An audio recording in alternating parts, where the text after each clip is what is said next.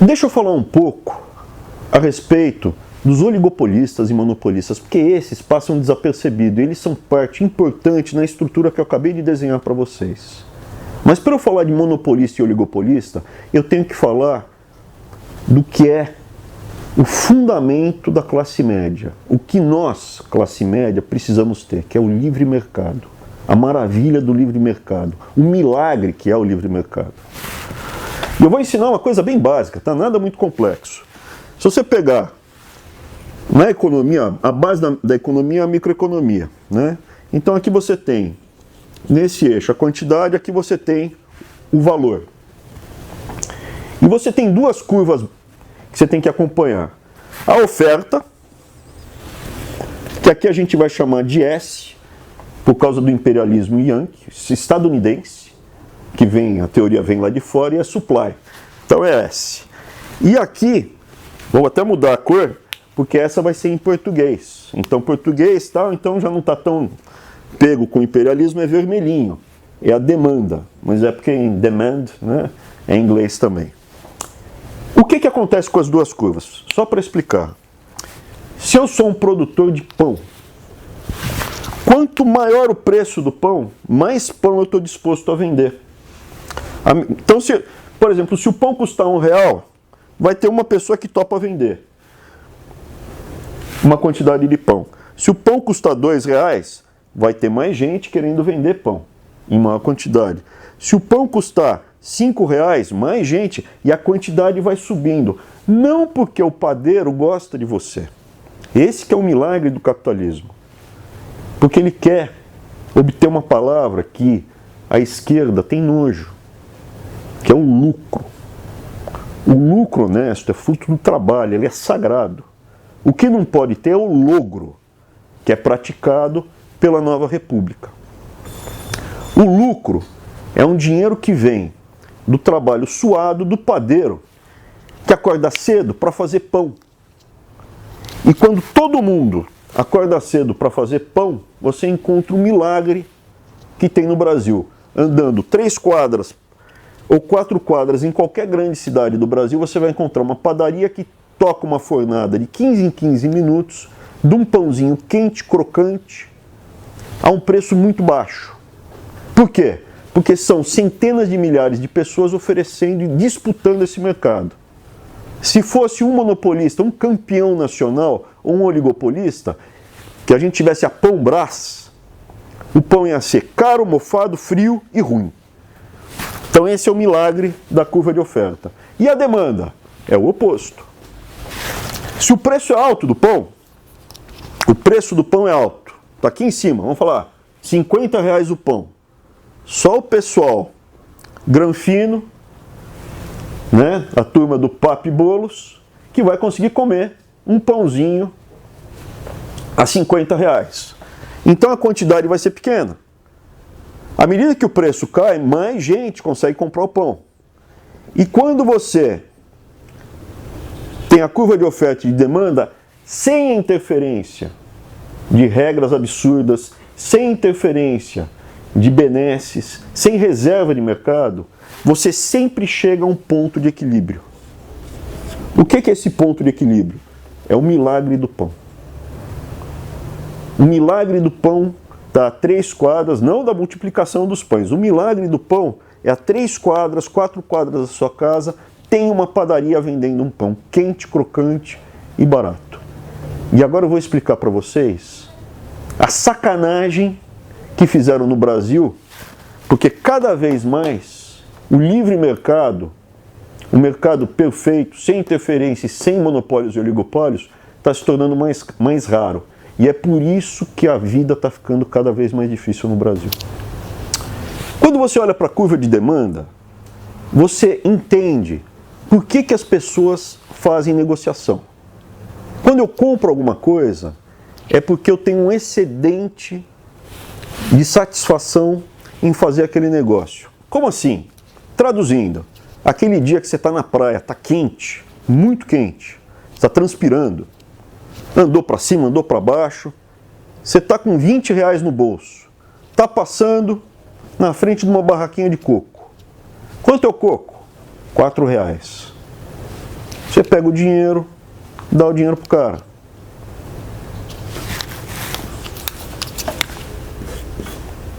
Eu fiz uma negociação e comprei um coco.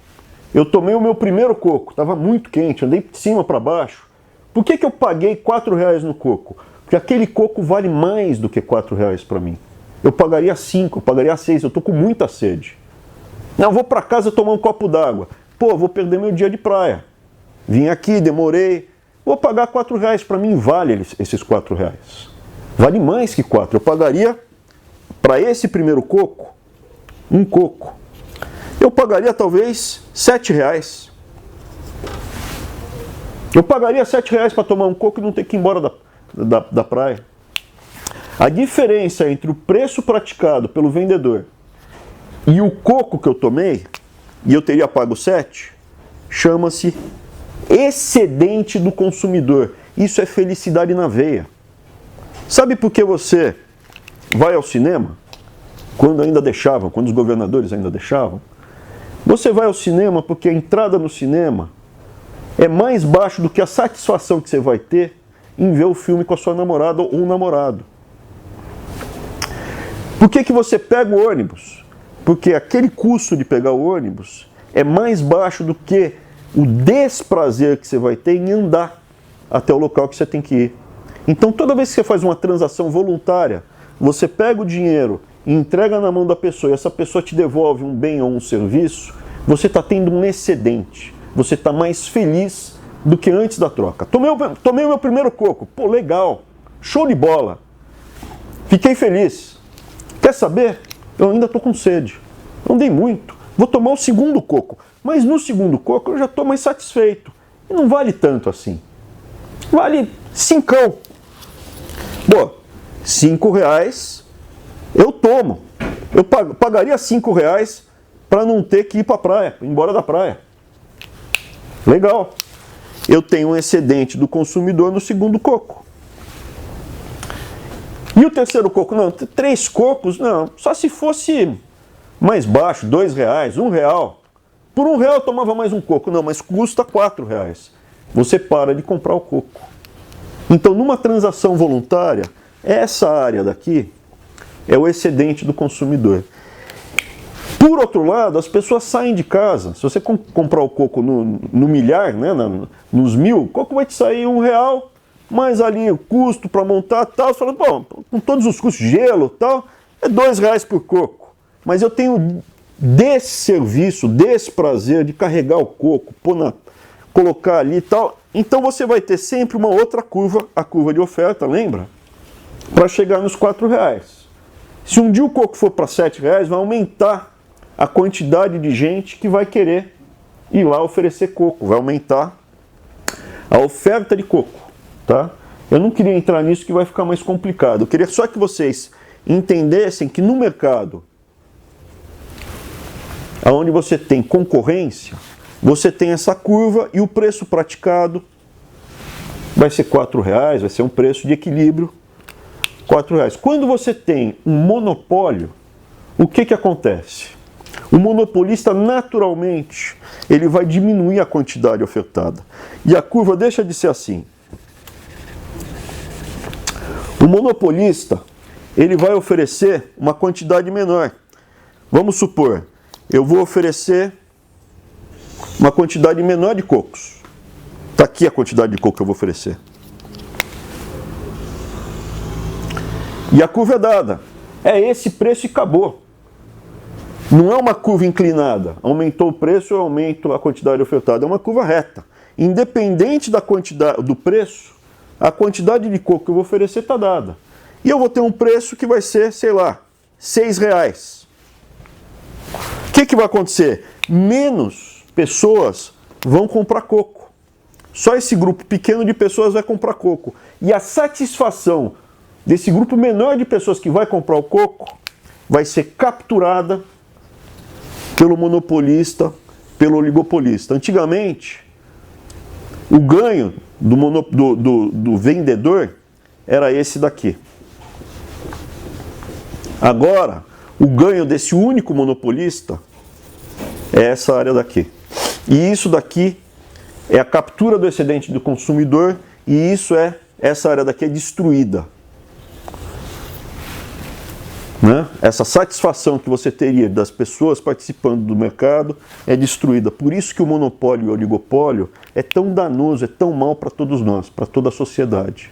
E é por isso que, desde o Theodore Roosevelt, no começo do século XX, quando ele enfrenta o John Rockefeller, os países do mundo ocidental lutam contra monopolistas e oligopolistas. Então, essa aqui é a base da explicação, e isso daqui é o que esse grupo arranca da gente, na veia. Quando a gente vê os diferentes setores da economia, desde a área de comunicação, com famílias tradicionais que se apoderaram da principal máquina de comunicação do Brasil, ou das principais, quando você vai para banco, quando você vai para proteína animal, quando você vai para a picanha que você compra. Tudo isso, você está tendo uma parte desse seu prazer sendo arrancado. Quando você criou o campeão nacional da carne e começou a ter marca na picanha, ou marca no contrafilé, significa que o preço praticado é mais alto porque eles reduzem a quantidade ofertada e capturam uma parte do que você poderia ter de satisfação e outras pessoas simplesmente não podem mais comprar o que poderiam. A concorrência é fundamental para a democracia. Eu vou repetir. A concorrência é fundamental para a democracia, porque os monopólios e oligopólios, eles surgem geralmente de práticas espúrias. Lembra? Você tem o monopolista, o oligopolista, você tem o ideólogo e você tem o corrupto. Como você permite a criação do monopólio e oligopólio? Com dinheiro do BNDES, com isenção tributária e a agência antitrust, a legislação, permitindo que se crie concentração de mercado. O mercado no Brasil foi se concentrando. Cerveja é um exemplo. Falta onde? Falta na área de educação. Esse pessoal do oligopólio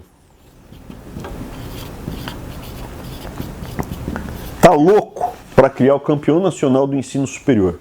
Já está tudo montado. Falta só girar a chave. E é por isso que o presidente Bolsonaro e eu, em particular, somos amados pela tigrada. Deixa eu comentar mais uma coisa. Então você, para fazer essa engrenagem rodar, você precisou em algum momento ter, entre aspas, barões ladrões, permitindo a ideólogos que falassem, ok, a gente é contra a exploração do proletariado, mas ter um campeão nacional é show de bola. Por quê? Porque esse cara daqui dá dinheiro para a campanha. Esse cara daqui vira amigo pessoal.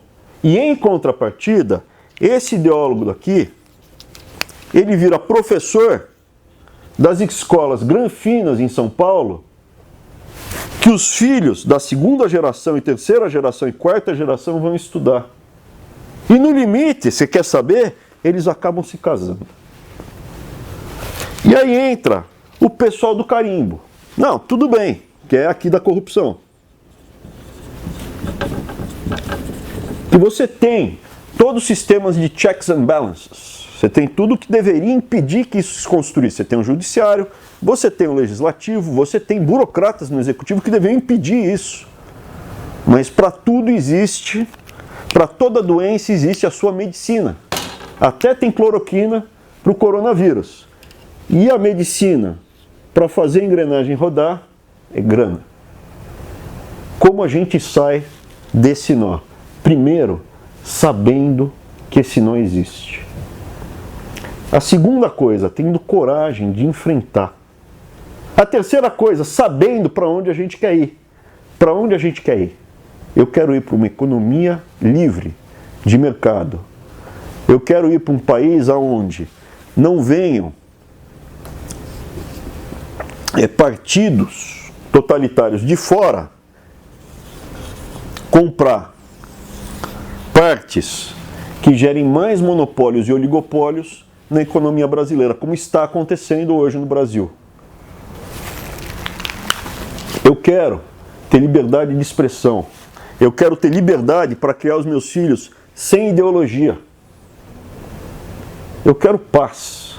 Eu quero poder trabalhar e ficar em paz e voltar para minha casa. É isso que eu quero. E como a gente faz isso? Indo atrás dos monopólios e oligopólios, tendo coragem para enfrentar a discussão ideológica e mudando as regras da nova república. Porque as regras da nova república, elas foram montadas para um sistema que sempre vai gerar a mesma coisa. Uma máquina corrupta que vai permitir a criação de benefícios e a manipulação dos nossos valores.